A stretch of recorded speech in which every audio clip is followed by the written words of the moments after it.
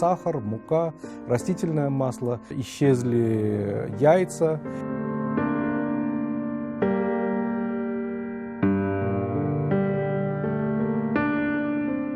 Руководство государственных учреждений предупреждало своих работников о том, чтобы они не ходили в магазины, не становились в очереди, для того, чтобы не создавать такую мрачную картину о стране в преддверии праздников.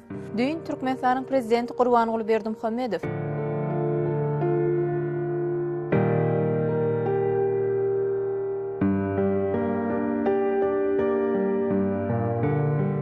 Похоже, что власти Туркменистана вместо того, чтобы бороться и решать причины проблемы, они борются с симптомами.